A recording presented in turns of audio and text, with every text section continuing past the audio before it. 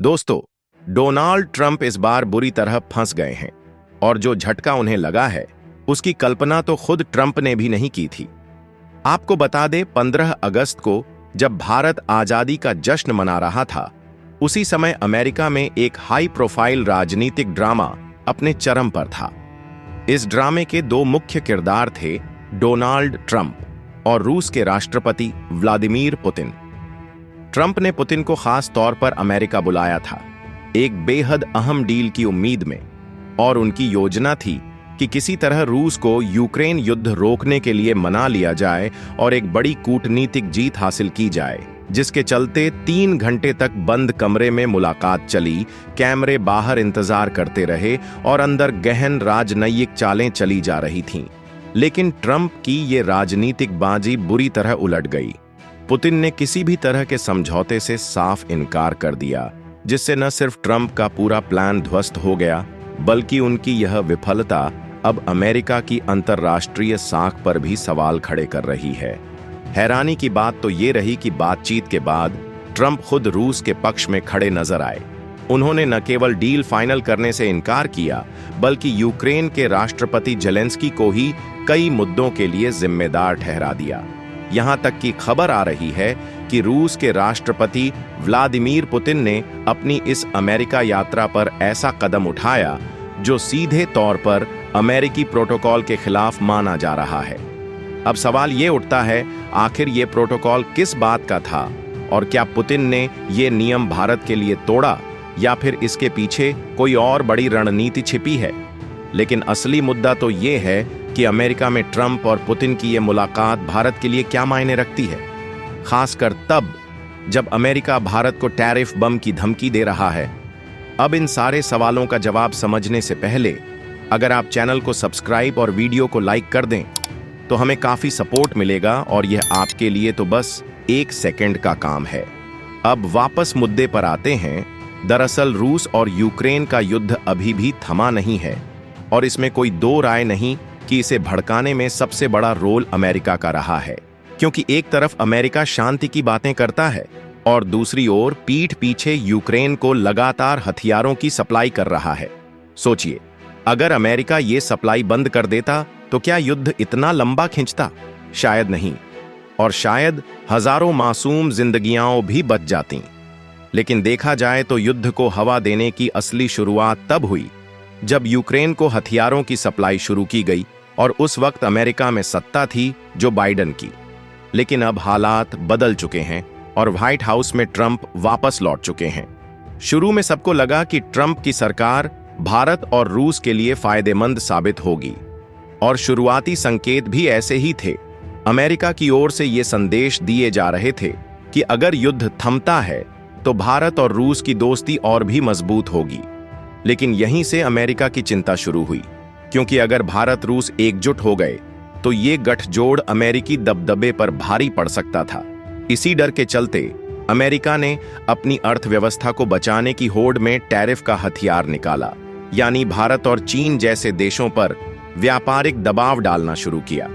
और इसका मकसद साफ था, कोई भी देश रूस से तेल न खरीदे, जिससे रूस आर्थिक दबाव में आकर पीछे हटे।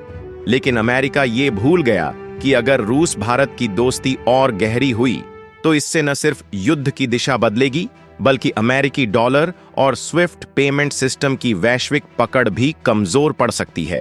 और यही ट्रंप की असली चिंता है, जिस वजह से बात बिगड़ने लगी। जहां ब्रिक्स देशों की बढ़ती ताकत और रूस के साथ उनके गहरे व्यापारिक रिश्ते ने ट्रंप प्रशासन की नींद उड़ा दी और अमेरिका ने इसे सीधे सीधे अपनी वैश्विक दबदबे की चुनौती मान लिया। और फिर शुरू हुआ एक के बाद एक टैरिफ, धमकियां और सैंक्शंस का तूफान, जिनका मकसद साफ था, भारत और चीन जैसे देश रूस से तेल न खरीदें, ताकि रूस पर आर्थिक दबाव इतना बढ़ जाए कि वह यूक्रेन युद्ध में घुटने टेक दे। और यहां पर ट्रंप ने यूक्रेन को फिर से हथियारों की सप्लाई शुरू कर दी। फिर हाल ही में एक और चौंकाने वाली घटना हुई जब ट्रंप ने भारत पर 25% टैरिफ लागू कर दिया। और ये तो बस शुरुआत थी, क्योंकि अगले कुछ ही दिनों में एक और 25% की अतिरिक्त टैरिफ लागू होने वाली है।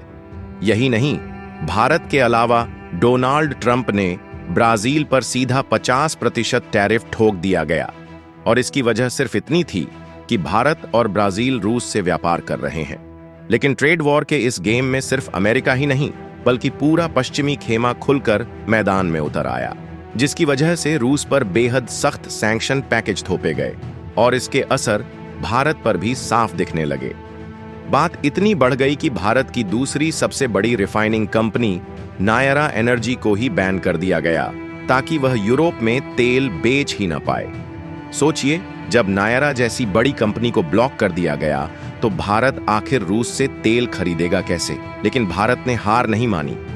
उसने अलग अलग देशों की मार्केट्स को खंगाला, नए रास्ते खोजे और इस पूरी साजिश का तोड़ भी निकाल लिया।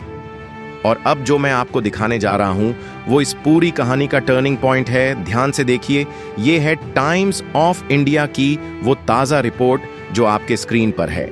इसमें साफ साफ लिखा है कि अगस्त महीने में भारत का रशियन क्रूड ऑयल इंपोर्ट बढ़कर 2 मिलियन बैरल प्रतिदिन हो गया, यानी पूरे 20 लाख बैरल हर दिन।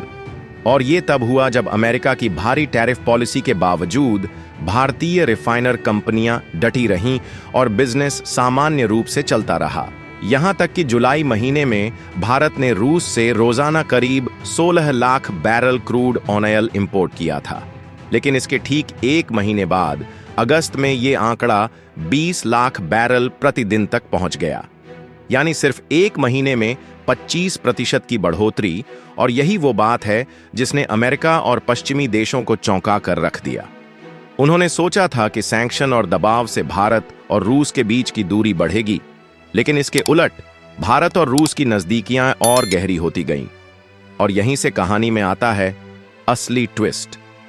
जब ट्रंप की तमाम रणनीतियां नाकाम होने लगीं, टैरिफ, धमकियां, सैंक्शन सब कुछ फेल हो गया, तब उन्होंने एक चौंकाने वाला फैसला लिया।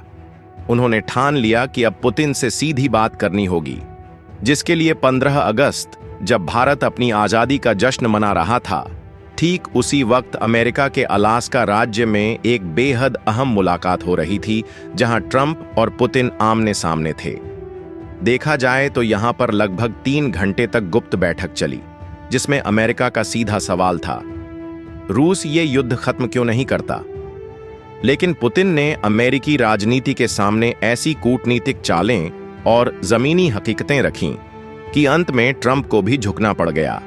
और फिर इस ऐतिहासिक मुलाकात के बाद ट्रंप ने खुद सामने आकर एक बड़ा खुलासा किया कि 3 घंटे की लंबी बातचीत के बावजूद भी यूक्रेन युद्ध को लेकर कोई ठोस फैसला रूस के साथ नहीं हो सका। लेकिन असली धमाका तो उसके बाद हुआ, जब रिपोर्ट्स सामने आईं कि पुतिन ने अमेरिका की जमीन पर कदम रखते ही पूरा प्रोटोकॉल तोड़ दिया।